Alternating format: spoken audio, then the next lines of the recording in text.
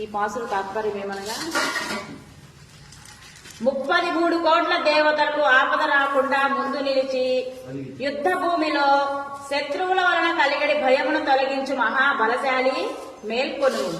వక్ర స్వభావము లేనివాడా, రక్షణ చేయు స్వభావము కలవాడా, బలిష్ఠుడా, ఆశ్రితుల శత్రువులను నీ శత్రువులుగా భావించి వారికి భయ జ్వరము కలిగించువాడా, నిర్మలమైన ఆకారము స్వభావము కలవాడా మేల్కొను.